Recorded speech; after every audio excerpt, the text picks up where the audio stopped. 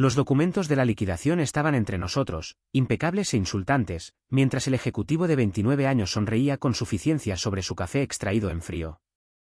Él pensaba que estaba eliminando peso muerto, pero no se daba cuenta de que acababa de cortar la arteria digital que mantenía viva a la empresa.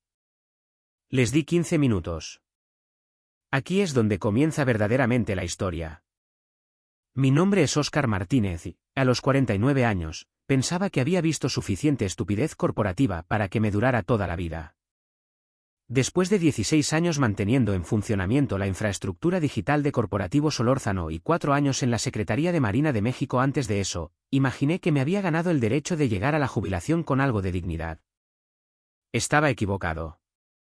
El silencio en la sala de juntas era más pesado que la humedad de la Ciudad de México. Era un silencio espeso y sofocante, roto únicamente por el rítmico clic-clac del bolígrafo de Federico Valenzuela golpeando contra la mesa de caoba pulida. Ni siquiera me estaba mirando. Miraba por la ventana hacia el horizonte de Santa Fe, fingiendo alguna profunda carga ejecutiva que no se había ganado y que ciertamente no sentía.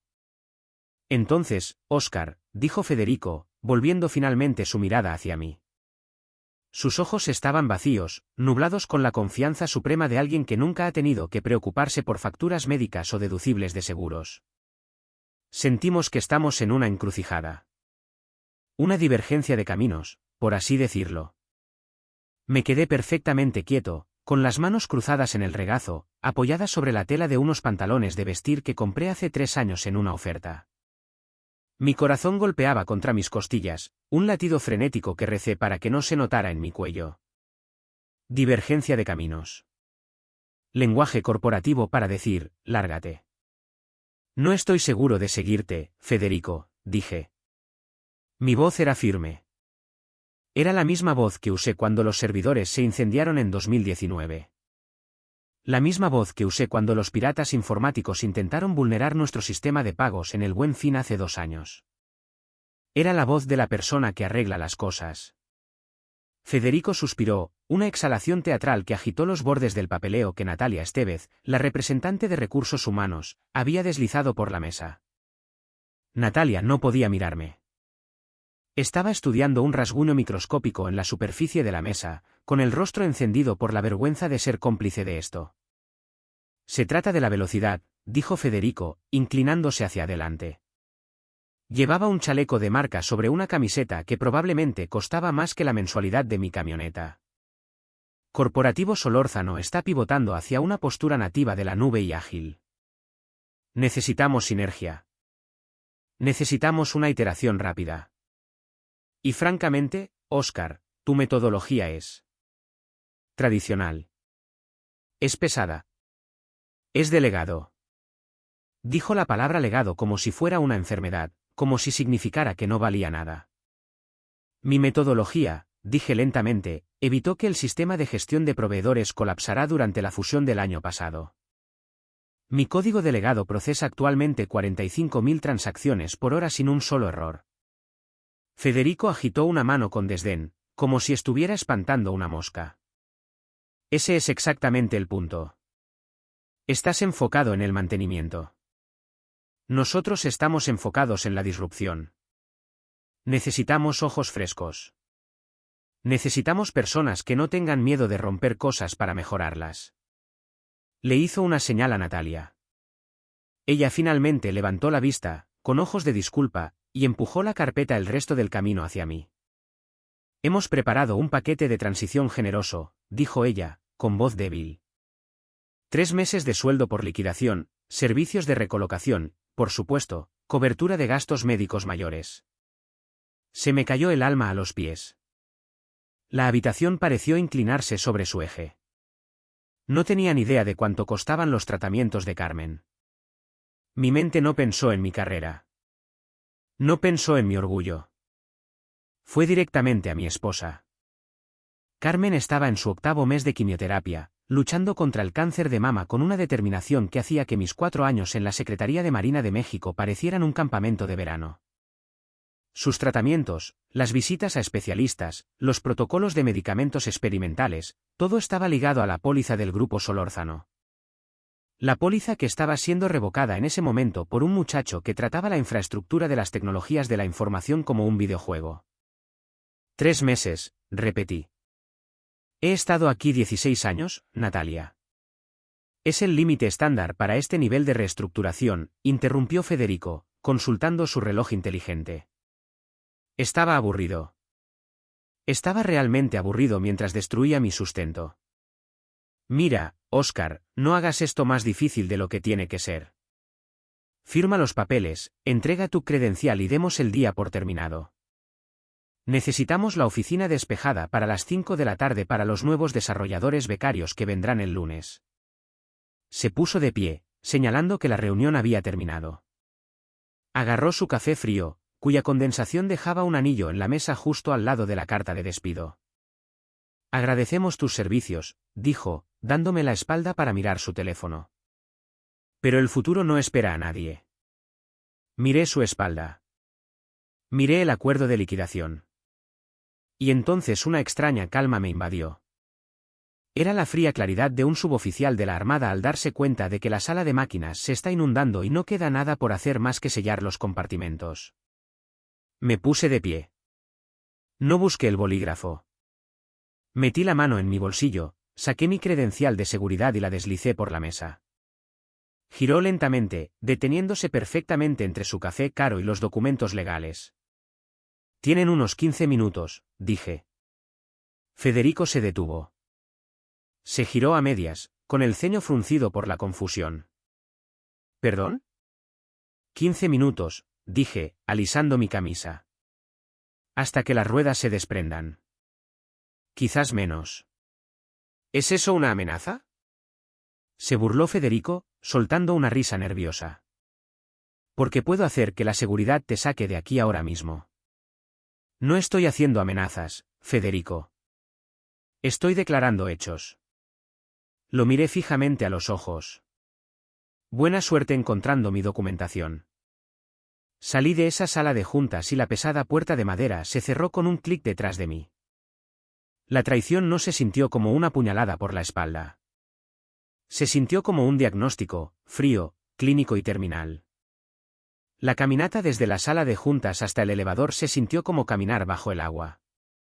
Las luces fluorescentes zumbaban con una frecuencia que había memorizado durante 16 años. Pasé por la puerta del centro de datos. Mi centro de datos.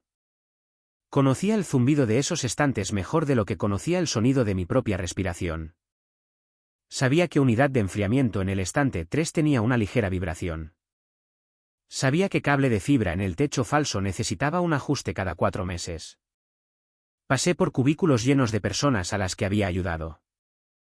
Allí estaba Raquel de contabilidad, sin parentesco con mi hija, solo coincidían en el nombre. Había recuperado su disco duro averiado la Navidad pasada, salvando fotos familiares de las que no tenía copia de seguridad. Ella me saludó con la mano, sonriendo. Aún no lo sabía. Allí estaba Patricio de logística, yo había escrito el código de automatización que le permitía irse a las 5 de la tarde en lugar de a las 7 de la noche para ver a sus hijos jugar al béisbol. Estaba hablando por teléfono, riendo. No le devolví el saludo. No pude. Entré en el elevador y presioné el botón de la planta baja. Mientras las puertas se cerraban, aislándome del piso 12, el peso físico de la situación me golpeó. Mis rodillas flaquearon ligeramente y tuve que apoyarme contra la barandilla de metal. Desempleado a los 49 años con una esposa luchando contra el cáncer y una pensión que estaba a 4 años de consolidarse por completo. Mi pecho se apretó. El pánico intentaba abrirse paso por mi garganta, un sabor caliente y acre de miedo. Cerré los ojos y me obligué a respirar. Inhalar en 4 tiempos. Mantener en 4. Exhalar en 4. El entrenamiento de la Marina es difícil de olvidar. Salí del edificio hacia el cegador sol de la tarde. El ruido de la ciudad, tráfico, sirenas, construcción, asaltó mis sentidos. Me sentí expuesto sin esa credencial en la cintura. Solo era otro hombre de mediana edad en la banqueta, invisible e irrelevante. No fui a mi camioneta. No podía estar sentado en el tráfico ahora mismo. En su lugar, Giré a la izquierda y caminé 2 cuadras hasta el Tapanco. Era una cantina de mala muerte en el mejor sentido de la palabra, oscura, con olor a madera vieja y a serrín, un lugar donde la música nunca estaba demasiado alta y los tragos nunca estaban aguados. Empujé la puerta y la oscuridad fue un alivio después del resplandor del exterior.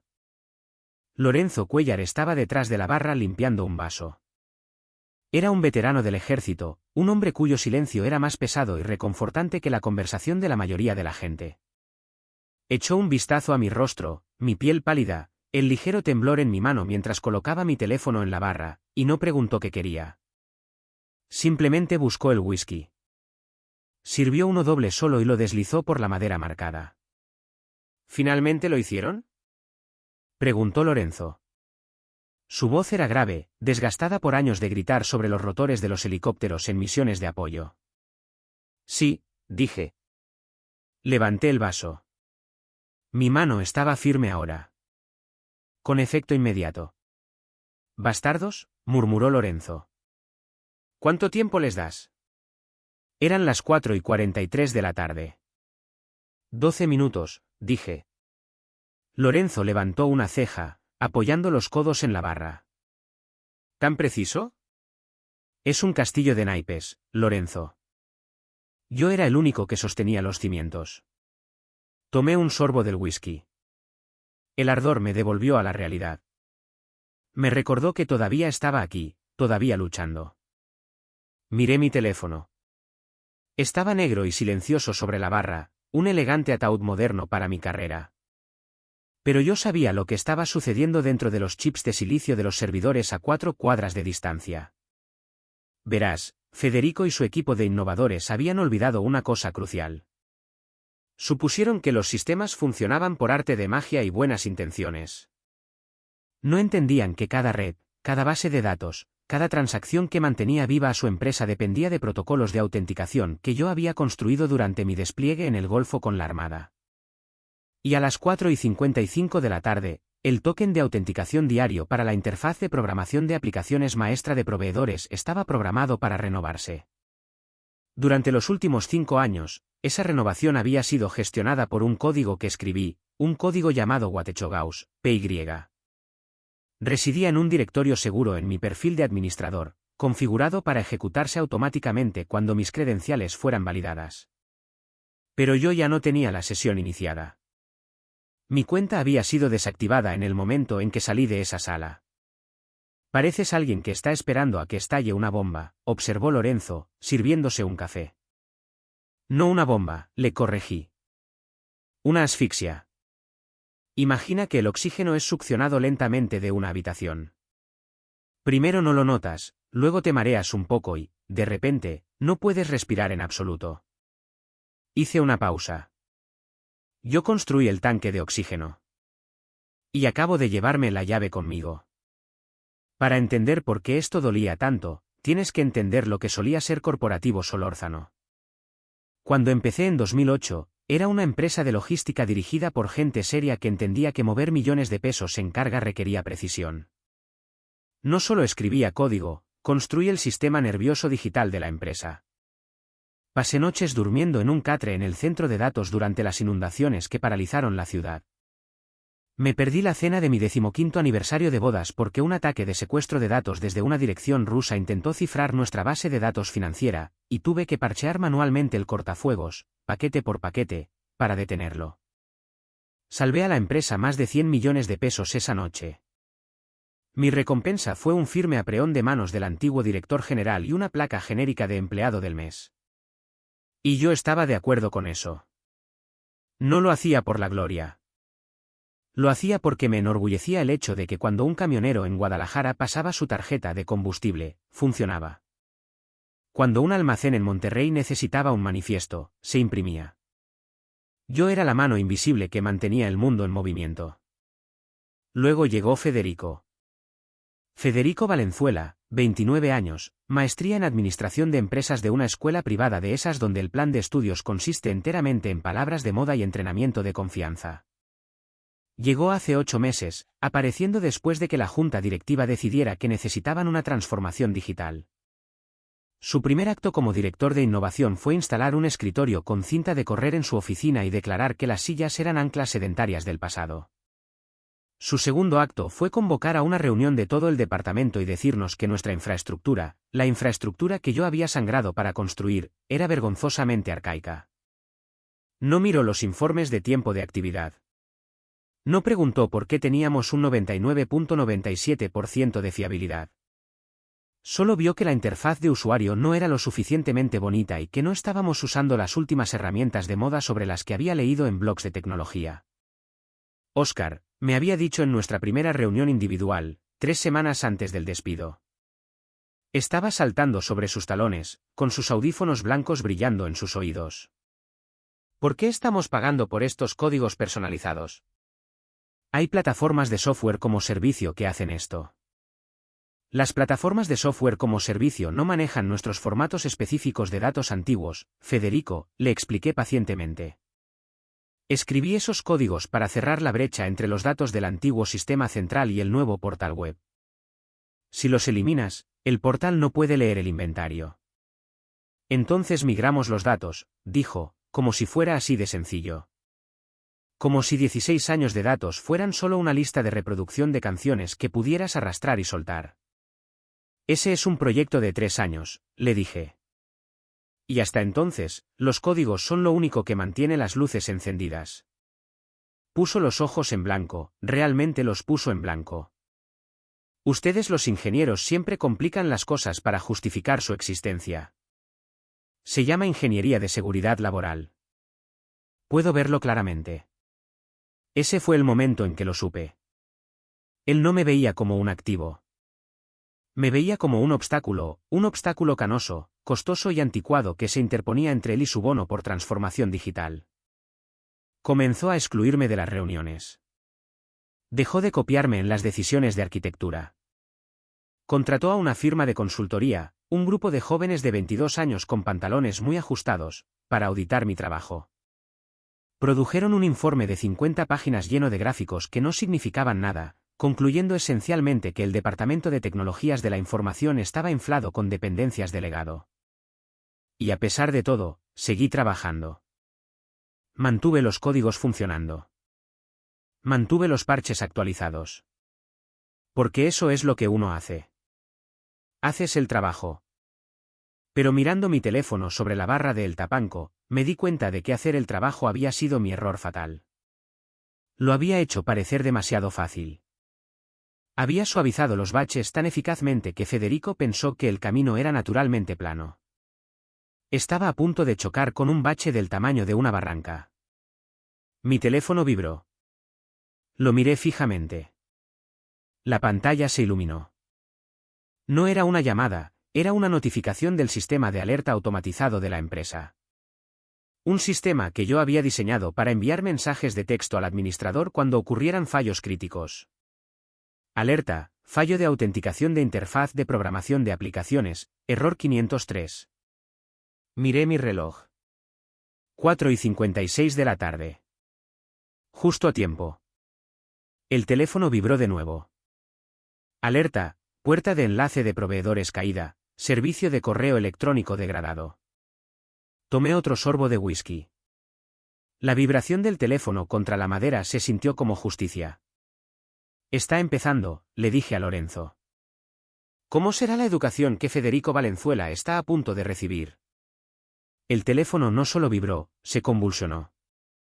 Bailó sobre la madera barnizada de la barra, vibrando con una energía desesperada y frenética que reflejaba el caos que sabía que se estaba desarrollando a 4 cuadras de distancia.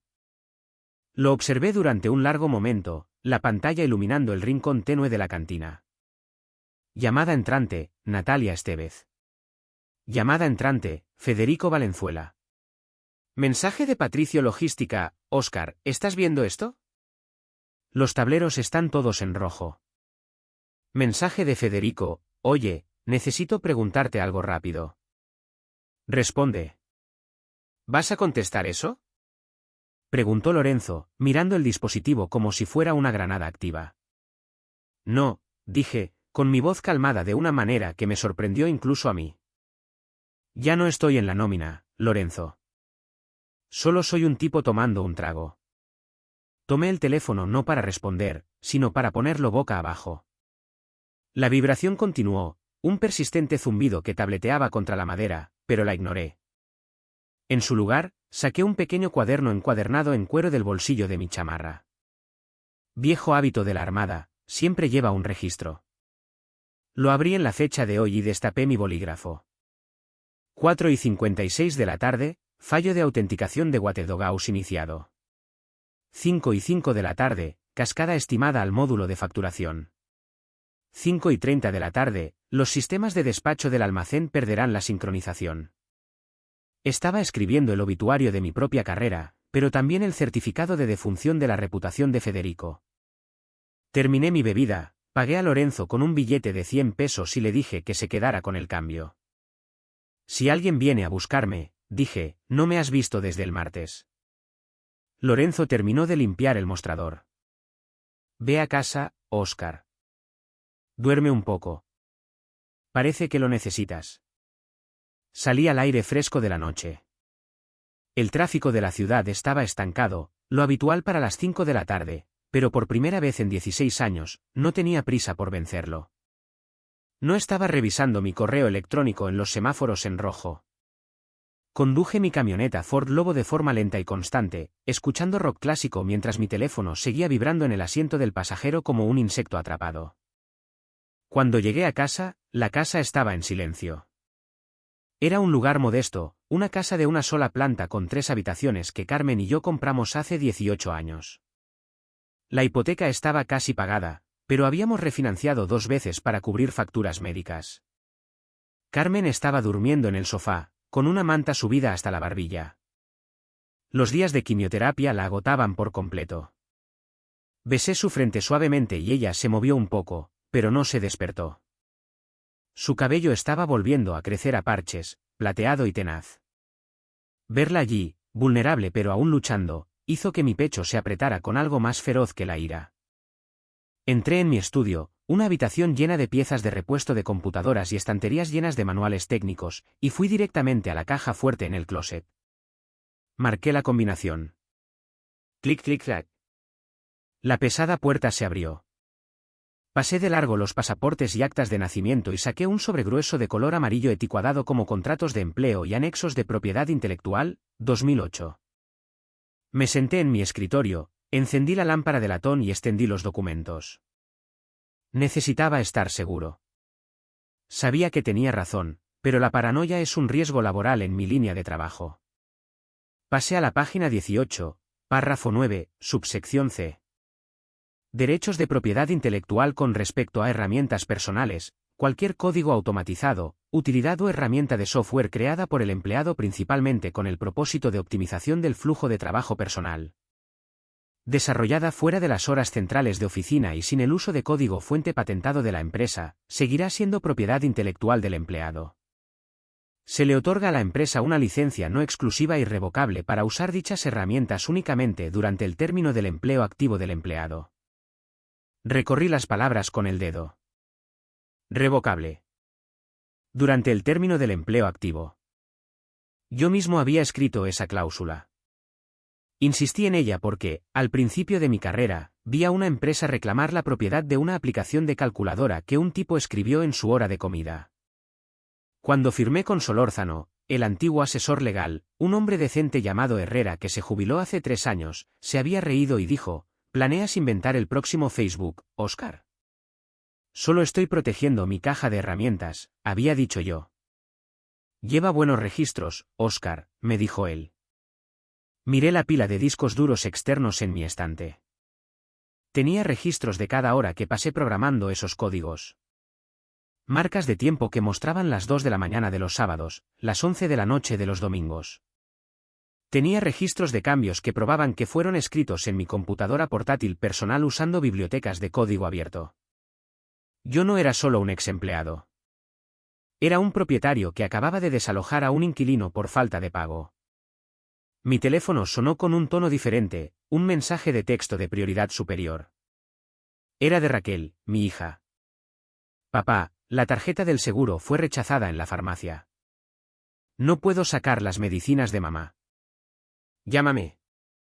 La calma se evaporó. La ira fría y dura regresó, esta vez más afilada. Ya habían cortado los beneficios.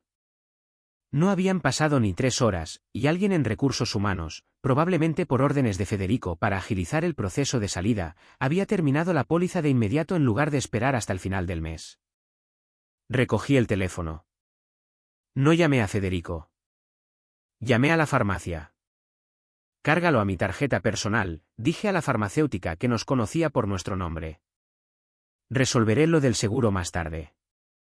Solo asegúrate de que ella tenga lo que necesita. Entendido, señor Martínez. ¿Está todo bien?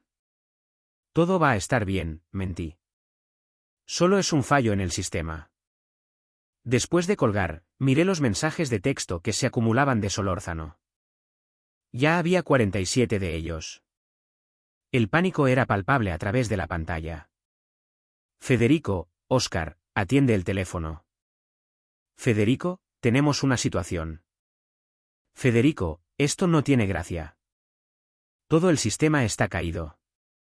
Federico, ¿en serio? Atiende o llamaré al departamento legal. Natalia, Óscar, por favor devuélveme la llamada. La junta directiva está haciendo preguntas.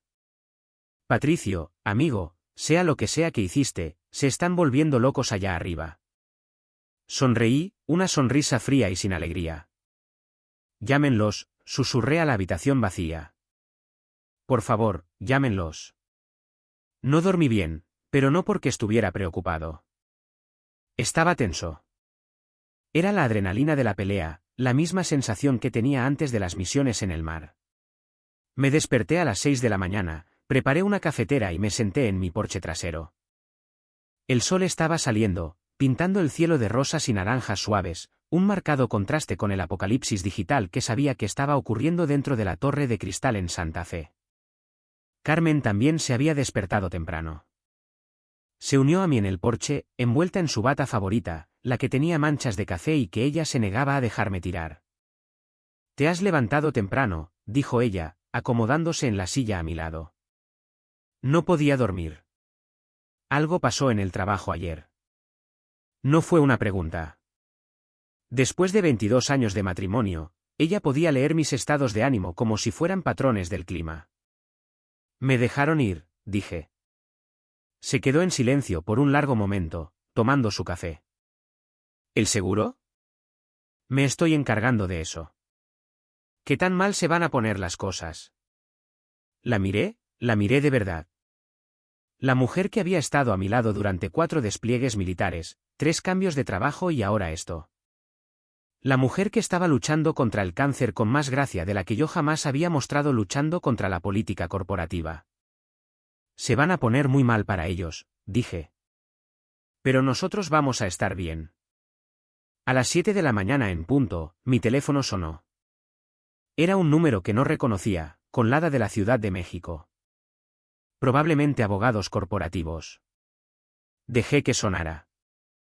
A las 7:15 de la mañana, sonó de nuevo. El mismo número.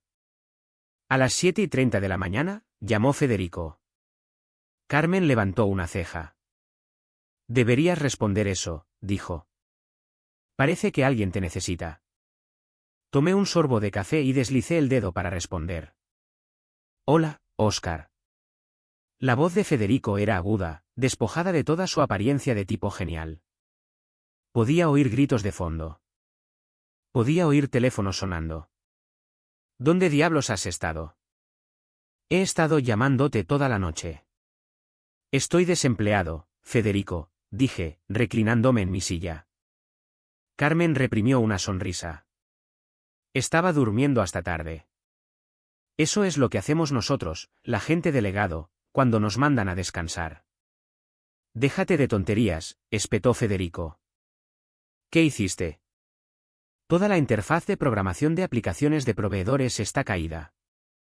El almacén no puede escanear nada. La logística está paralizada. Estamos perdiendo 1.350.000 pesos por hora. Yo no hice nada, Federico. No me mientas. Funcionaba bien ayer por la mañana. Te fuiste y 3 horas después todo colapsó. Plantaste una bomba lógica. Sé que lo hiciste. Seguridad está revisando los registros ahora mismo. Revísenlos, dije con calma. Revísenlos a fondo. No encontrarán una bomba lógica. No encontrarán un virus. No encontrarán ni una sola línea de código malicioso. ¿Entonces por qué no funciona? Porque el código Waterdogaus falló al autenticar, dije. Hubo una pausa. ¿El qué? El código, Federico. El código de automatización que maneja el intercambio de tokens entre tu antiguo sistema central y ese nuevo programa en la nube que tanto amas.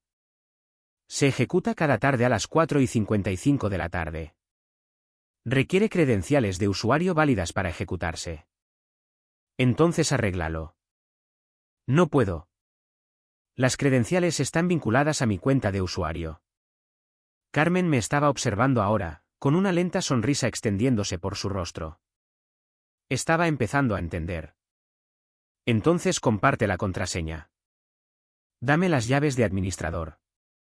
Tampoco puedo hacer eso, Federico. Mi cuenta fue desactivada. Por ti. ¿Recuerdas? ¿Efecto inmediato? Entonces actívala de nuevo. Ya no trabajo allí, le recordé suavemente. No tengo acceso. Te reintegraré, dijo él, con la desesperación filtrándose. Estatus de contratista temporal. Solo ven y arréglalo. Te pagaremos tu tarifa diaria. No. ¿Perdón? Dije que no. No voy a ir, Federico. Carmen me apretó la mano. Ella entendía exactamente lo que estaba pasando. Escúchame, la voz de Federico bajó, tratando de sonar amenazante. Si no arreglas esto, voy a demandarte por sabotaje. Voy a demandarte por destrucción de propiedad de la empresa. Te enterraré. ¿Quieres hablar de propiedad? Me puse de pie, Carmen mirando con obvio orgullo. Hablemos de propiedad. ¿Esos códigos, los que mantienen viva tu empresa? No son propiedad de la empresa, Federico. Son míos. ¿De qué estás hablando? Los escribiste mientras trabajabas aquí. Revisa mi contrato. 2008. Anexo de propiedad intelectual, sección C. Las herramientas de optimización del flujo de trabajo personal creadas sin código patentado siguen siendo propiedad del empleado. Escribí esos códigos en mi propio tiempo, en mi propio equipo, para arreglar el desastre que hicieron tus predecesores. Los licencié a Solórzano mientras estuve empleado. Hice una pausa para causar efecto. Me despidieron. La licencia expiró. El software no se rompió, Federico. Fue recuperado. Silencio. Un silencio largo y pesado. Estás mintiendo, susurró él. Pregúntale al departamento legal, dije. ¿Y Federico? Mencionaste exceso de legado en la reunión. Esos códigos eran el exceso. Obtuviste exactamente lo que querías, ahora estás totalmente simplificado. Oscar, por favor. Tienes unas 2 horas antes de que fallen las comprobaciones de integridad de las copias de seguridad, dije, consultando mi reloj. Si esas fallan, la base de datos se bloquea en modo de solo lectura para protegerse. No podrás procesar ni un solo pago. ¿Cómo lo detengo? No puedes, dije. Tú eres el director de innovación. Innova. Colgué. Carmen estaba sonriendo de oreja a oreja. Eso fue hermoso. Aún no ha terminado. Al mediodía, ya estaba en las noticias. Nos sentamos en nuestra sala viendo el canal financiero, con la franja en la parte inferior desplazando el mensaje corporativo Solórzano cae un 23% tras fallo del sistema. El presentador estaba entrevistando a un analista. Parece ser un colapso total de los sistemas, decía el analista. Los camiones están parados en los muelles sin poder descargar. Se están cancelando pedidos. Solórzano alega un incidente cibernético, pero fuentes internas dicen que parece un fallo catastrófico de los procesos internos. Mi teléfono no paraba de sonar. Había contratado a Miguel Flores, un viejo amigo de la Marina que se especializaba en derecho laboral, y le reenvié las notificaciones que ya estaban llegando. Óscar, llamó Miguel alrededor de las 2 de la tarde. Este contrato es blindado. Pero van a intentar una orden judicial de emergencia. Las acciones están en caída libre. Deja que caigan. La junta directiva se está involucrando. Me dicen que quieren negociar. Fue entonces cuando llamó Natalia. Óscar, por favor, no cuelgues. Aquí estoy, Natalia. La junta directiva se reúne en 1 hora. Ellos quieren saber si estarías dispuesto a unirte a la llamada. ¿Unirme a la llamada como qué? Como consultor. Federico está teniendo dificultades para explicar los detalles técnicos. El presidente preguntó por ti específicamente. Miré a Carmen, que seguía cada palabra. Ella asintió. Dile al presidente, dije, con la voz fría, que mi tarifa de consultoría es de 90.000 pesos por hora, con un bloque mínimo de 4 horas, pagado por adelantado. Y quiero a Federico en la línea, en silencio, escuchando cada palabra. Natalia se quedó sin aliento. Óscar, yo no puedo autorizar eso. Entonces no lo hagas, dije. Pero dile a la junta directiva que la base de datos se bloquea en modo de solo lectura en 90 minutos. Y una vez que lo haga, desbloquearla requiere un borrado total del sistema y una restauración desde cintas. Eso toma 5 días. Yo se lo diré. La notificación de transferencia bancaria llegó a las 3:47 de la tarde, 360.000 pesos, Fondo de Emergencia de Corporativo Solórzano. Mi teléfono sonó de inmediato. Señor Martínez. Era una voz profunda. Hugo Valvanera, el presidente de la junta directiva. Estoy aquí, señor Valvanera. Hemos recibido sus términos. Los fondos han sido transferidos. Actualmente estamos perdiendo aproximadamente 2.250.000 pesos cada 15 minutos. Arréglelo. Un momento, dije con calma. Estoy entrando al portal de administración remota ahora. O lo haría, si mis credenciales no hubieran sido revocadas. Las reactivé hace 5 minutos, intervino la voz de Federico, chillona. Él tiene acceso. Solo está ganando tiempo. Gracias, Federico, dije, escribiendo mis credenciales. El sistema las aceptó. Ya entré. Entonces arréglalo, gritó Federico. Estoy mirando los registros del sistema, dije. Parece que intentaste forzar una anulación manual hace unas 4 horas. ¿Es eso correcto? Silencio. Señor Valenzuela, la voz de Valvanera era peligrosa. ¿Intentó una anulación? Nosotros estábamos intentando restaurar el servicio, balbuceó Federico. El código delegado de Óscar estaba bloqueando todo. Corrompiste la tabla de índices, dije, continuando con mi análisis. Si el sistema se hubiera bloqueado según lo programado, esa corrupción se habría vuelto permanente. Habrían perdido 16 años de historial de transacciones. Eso no es un error de software, señor Valvanera. Eso es negligencia grave. Eso es mentira, gritó Federico. ¿Puede restaurar las operaciones? Preguntó Valvanera. Sí, dije. Estoy ejecutando el código Waterdo-Gauss manualmente. También estoy reparando la corrupción del índice. Presioné la tecla Entrar. Autenticando. Éxito. Token renovado. Reparación de índice, 10%. 50%. 100%. Sistema en verde. Está hecho. Lo estamos viendo, dijo alguien. Los pedidos se están procesando. La cola se está despejando. ¿Ven? Dijo Federico desesperadamente. Un arreglo simple. Podría haber hecho esto ayer. Cállate, Federico, dijo Valvanera con finalidad. Señor Martínez, usted mencionó documentación.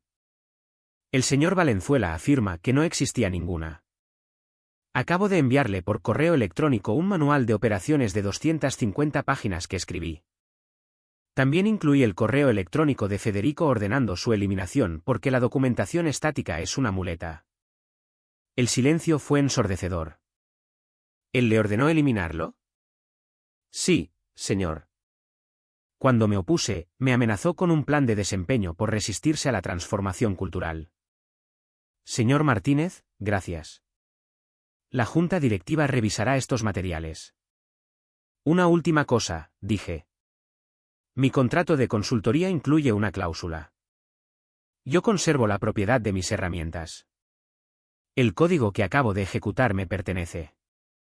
Para su uso continuado, necesitamos un acuerdo de licencia. No puedes hacer eso, gritó Federico. Eso es extorsión. Eso es capitalismo, Federico. Señor Valvanera. Redacte el acuerdo, dijo Valvanera instantáneamente. Inmediatamente, añadí yo. 6 meses después, estaba sentado en mi nueva oficina en sistemas estratégicos. Vicepresidente de Estabilidad de Infraestructura. El doble de salario, un paquete de acciones y el respeto que venía con ser el adulto en la sala. Federico había sido escoltado fuera a los pocos minutos de aquella llamada. Los acuerdos de las demandas llegaron a los periódicos. Me había convertido en una especie de leyenda de la industria, el tipo que demostró que la experiencia vence a las palabras de moda. Pero la verdadera victoria fue más pequeña, más silenciosa. El cáncer de Carmen estaba en remisión. Raquel se había graduado sin deudas. La casa estaba verdaderamente pagada ahora, y la cuenta de jubilación estaba más que llena. Mantuve el acuerdo de licencia con Solórzano. Me pagan 400.000 pesos trimestralmente ahora por alquilar el código que una vez dieron por sentado. Más que mi antiguo salario, solo por el permiso para usar lo que yo construí. Esa noche, llegué a casa y encontré a Carmen en la cocina, con el cabello completamente crecido, preparando la cena y riendo por algo en el radio. Sin horarios de quimioterapia. Sin ansiedad por el seguro. Sin preocupaciones a medianoche por las facturas médicas. ¿Cómo estuvo tu día?, preguntó ella. Bien, dije, besando su mejilla. Rediseñé un sistema de respaldo que podría sobrevivir a una guerra nuclear. Por supuesto que lo hiciste. Miré por la ventana de la cocina el atardecer que pintaba nuestro patio de dorado. Pensé en Federico, dondequiera que estuviera ahora, probablemente preguntándose todavía cómo su transformación digital lo había transformado hasta dejarlo sin trabajo. Luego dejé de pensar en él por completo. Porque esa es la cuestión de construir sistemas que duran, no solo creas código que sobrevive. Construyes una vida que perdura. Proteges lo que importa. Te levantas cuando es necesario. Y cuando el polvo se asienta, sigues en pie. Eso es el legado. A veces, lo más peligroso que puedes hacer para una empresa es hacerte indispensable, porque el día que piensen que ya no te necesitan, descubrirán cuán equivocados estaban. En el mundo corporativo, te llamarán legado justo hasta el momento en que sus flamantes sistemas nuevos colapsen, entonces, de repente, el legado se convierte en lo único que los separa de la quiebra.